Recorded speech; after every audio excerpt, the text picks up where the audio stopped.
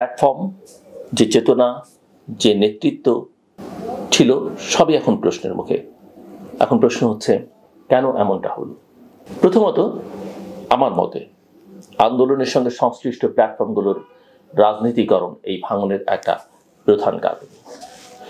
বিশেষ করে বৈষম্য বিরোধী ছাত্র আন্দোলনের রাজনীতিতে পা রাখা এবং পরে তা থেকে রাজনৈতিক দল জাতীয় নাগরিক পার্টি বা ন্যাশনাল সিটিজেন্স পার্টি এনসিপি নামে যেটা বহুল পরিচিত, এর জন্ম। এই রূপান্তরটা অনেক মানুষকে বিভ্রান্ত করেছে। বিশেষ করে ওই ছাত্র নেতাদের কয়েকজন যখন সরকারে যোগ দিয়েছিলেন তখনই অনেককে বিমুখ করেছে। এনসিপির প্রধান নাহিদ ইসলাম নিজেই একসময়, আমার যত মনে পড়ে, বৈষম্য বিরোধী ছাত্র আন্দোলনের প্রধান মুখ ছিলেন। সেরকমটাই আমরা সবাই মনে করতাম, ধারণাটা সেরকমই দেওয়া হয়েছিল, যদিও তাদের কোনো প্রধান নেতা ছিলেন না প্রকাশ আনুষ্ঠানিকভাবে, কিন্তু পারসেপশন তিনিই আসলে প্রধান। সেই অবস্থান থেকে সরকারের উপদেষ্টা এবং পরে রাজনৈতিক দলের আহ্বায়ক হয়ে ওঠা তার বিশ্বাসযোগ্যতাকে প্রশ্নবিদ্ধ করেছে অনেকের চোখে। আমি জানি এই কথা শুনলে তারা অসন্তুষ্ট হন।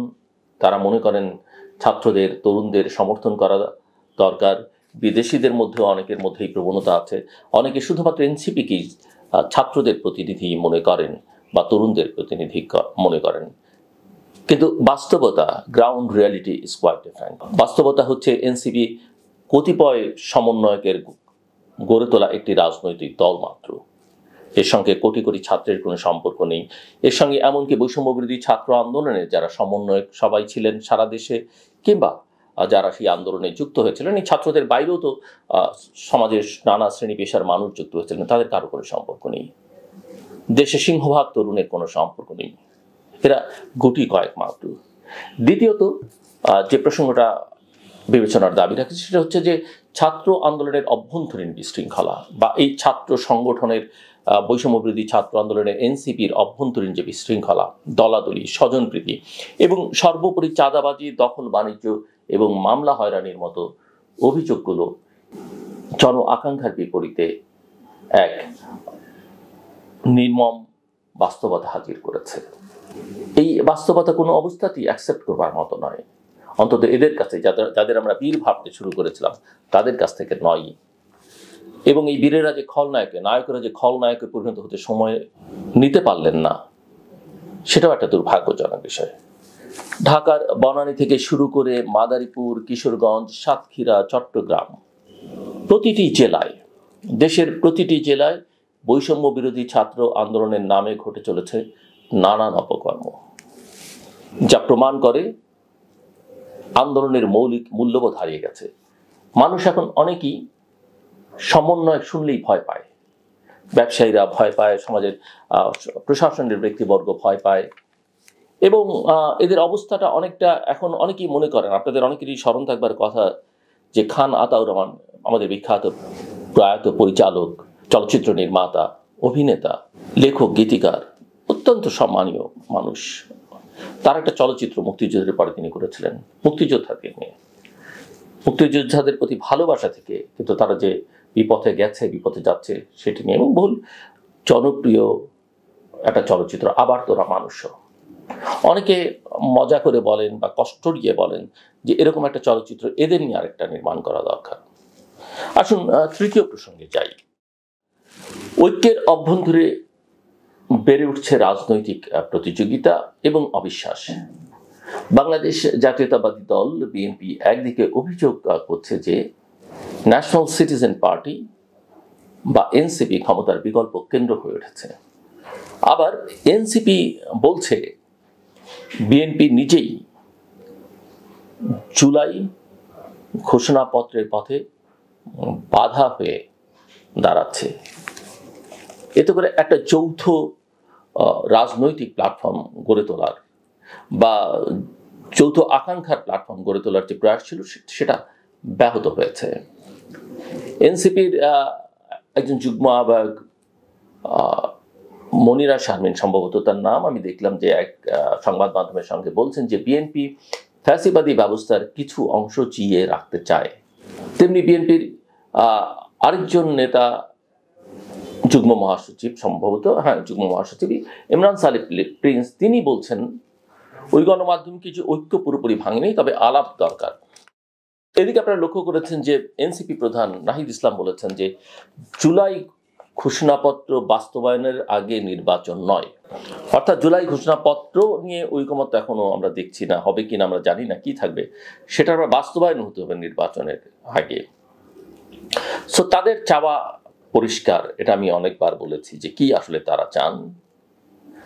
মূলত তারা এবং তাদের সঙ্গে আরো কিছু রাজনৈতিক শক্তি তারা চান নির্বাচনটা বিলম্বিত হোক, তারা এই সুযোগে নিজেদেরকে গুছিয়ে নেক, যা হোক সেটা আমার মত। কিন্তু এই যে পারস্পরিক দোষারোপ রাজনীতির একটা পুরনো রোগেরই কিন্তু বহিঃপ্রকাশ, যে রোগটির কারণে অতীতে অনেক ঐতিহাসিক সম্ভাবনা নষ্ট হয়েছে বাংলাদেশের ইতিহাসের। আমরা 90-এর কথা স্মরণ করতে পারি, আমরা 2007-08-এর কথা স্মরণ করতে পারি।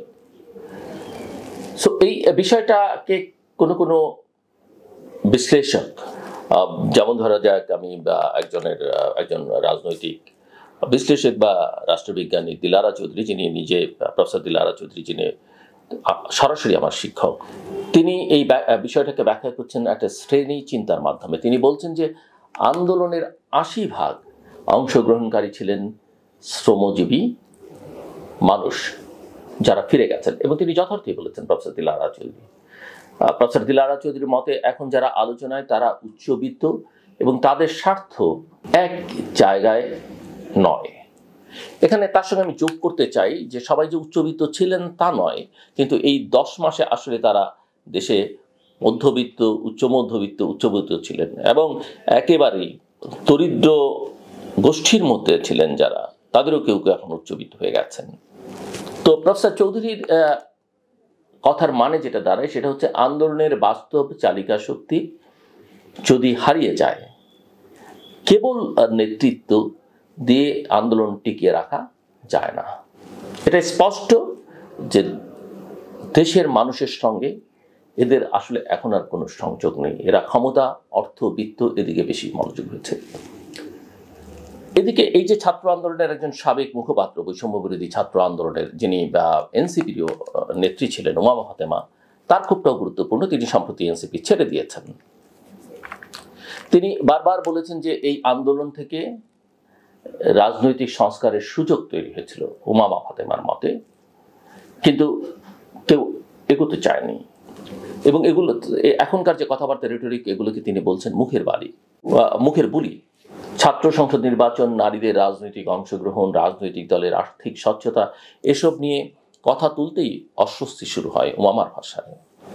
ফলে বৈষম্য বিরোধী ছাত্র আন্দোলনের বর্তমান নেতৃত্ব যারা এখন এনসিপি করছেন, এবং এনসিপি এবং এই বৈষম্য বিরোধী ছাত্র আন্দোলনের নেতৃত্বের মধ্যে আদর্শগত ফারাকটা কিন্তু খুব স্পষ্ট হয়ে দেখা দিচ্ছে। কোনো একটা সমাজে যদি আন্দোলনের নামে চাঁদাবাজি হয়, বা আন্দোলনের ফলাফল হিসেবে বা আন্দোলনোত্তর পরিস্থিতিতে চাঁদাবাজি হয়, জায়গা জমি দখল হয়, ব্যবসা বাণিজ্য দখল হয়, মানুষকে মেরে ফেলা হয়, তাহলে সেই আন্দোলনের নৈতিক ভিত্তি কোথায় দাঁড়ায়?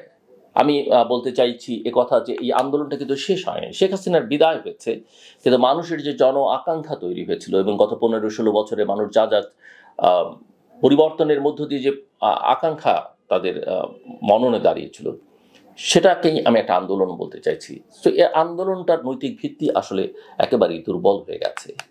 এনসিপি দাবি করছে যে এই অপকর্ম যারা করেছে তারা এখন সংগঠন থেকে বেরিয়ে গেছে, বা তাদের বিরুদ্ধে ব্যবস্থা নেওয়া হয়েছে বা বহিষ্কৃত হয়েছে। কিন্তু সমালোচকরা যেটা বলছেন যে অনেক ক্ষেত্রেই লক্ষ্য করা গেছে যে অনেক ক্ষেত্রেই অভিযুক্তরাই আবার নেতৃত্বে ফিরে আসছে, আবার তারাই জেলা বা মহানগর কমিটির দায়িত্বে যাচ্ছে। এ হচ্ছে এনসিপি সংক্রান্ত পারস্পরিক অভিযোগ, এবং তারা নিজেরা যেসব অভিযোগ নিজেদের মধ্যে করছেন সেগুলো। এর বাইরে আন্দোলনের শহীদ এবং আহতদের পুনর্বাসন নিয়ে শুরু হয়েছে আরেক বিতর্ক। অন্তর্বর্তীকালীন সরকার 2025-26 অর্থ বছরের বাজেটে 405 কোটি টাকা বরাদ্দ রেখেছেন।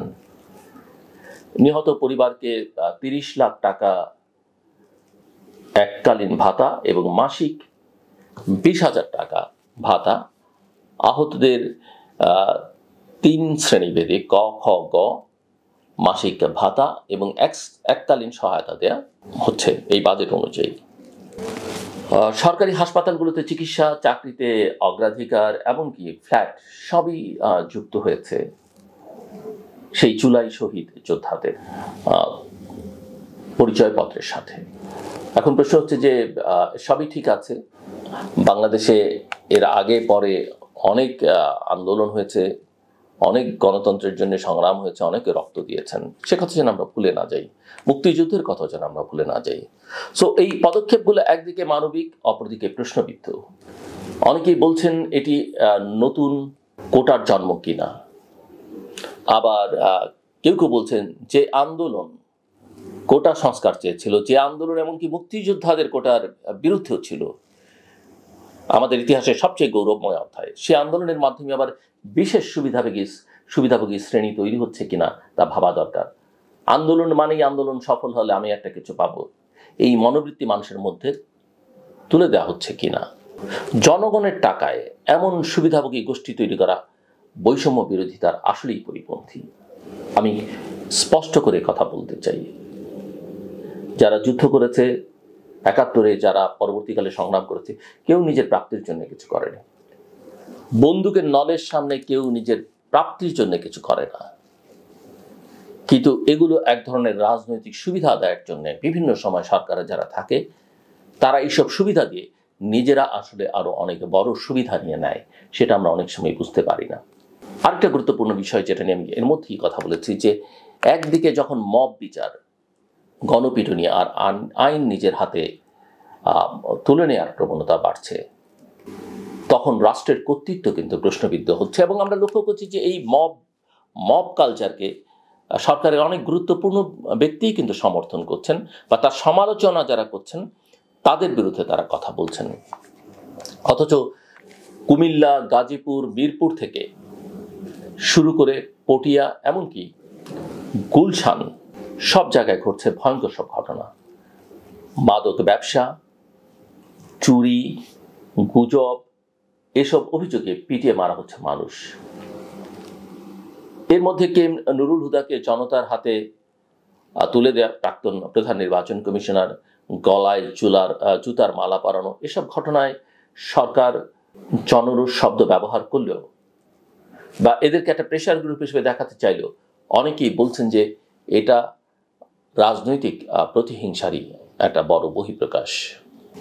পুলিশের সদ্য দায়িত্বপ্রাপ্ত কমিশনার ঢাকা মেট্রোপলিটন পুলিশের যখন বলেন বাংলাদেশে কোনো জঙ্গি নেই, এখন ছিনতাইকারীদের ধরতে হবে, তখন প্রশ্ন ওঠে রাষ্ট্র নিজেই কি সংকটে পড়েছে? হোলি আর্টিজানের মতো ভয়ঙ্কর হামলার পর ও যদি এই আত্মতুষ্টি থাকে এবং বলা হয়ে থাকে ওখানে জঙ্গি ছিল না বা জঙ্গি ছিল কিনা জানি না, তাহলে ভবিষ্যতের নিরাপত্তা আসলে কোথায়? সবকিছু মিলিয়ে যেটা বলা যায় সেটা হচ্ছে জুলাই আগস্ট আন্দোলন যে স্বপ্ন দেখিয়েছিল গোটা বাংলাদেশের মানুষের মধ্যে, তার বাস্তবায়নে বড় ব্যর্থতা আজ স্পষ্ট। একটি সরকার পতনের মাধ্যমে একটি নতুন বাংলাদেশ গঠনের যে আকাঙ্ক্ষা, এটা শুধুই রেটরিক। আর এই শুধু রেটরিকই নয়, এই নতুন বাংলাদেশ শব্দমালার মধ্য দিয়ে আসলে অতীতকে অস্বীকার করবার একটা, অতীতের গৌরবময় অধ্যায়, জন্মের অধ্যায়কে অস্বীকার করবার একটা প্রবণতা আছে। তারপরও নতুন বাংলাদেশ নিশ্চয়ই আমরা আধুনিক একটা বাংলাদেশ চাই, অগ্রযাত্রা একটা বাংলাদেশ চাই। সেই অর্থে যদি হয় সেটা এখন চাটুকারিতা, আত্মসাৎ আর নৈরাজ্যে বিদীর্ণ। নেতৃত্বের মধ্যে আদর্শের বদলে ভোগ, সংগঠনের মধ্যে শৃঙ্খলার বদলে বিশৃঙ্খলা, আর গোটা সমাজের মধ্যে গণতন্ত্রের বদলে মপতন্ত্র। এই চিত্র ভয়াবহ ভবিষ্যতের ইঙ্গিত দেয়। তবু সবকিছু শেষ হয়ে যায়নি, কিন্তু সময় দ্রুত ফুরিয়ে যাচ্ছে।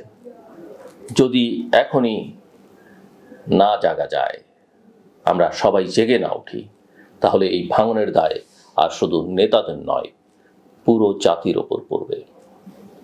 শেষ করবার আগে বলি, শুনতে শিখুন। অন্যের কথার মাঝখানে পারতপক্ষে কথা বলবেন না।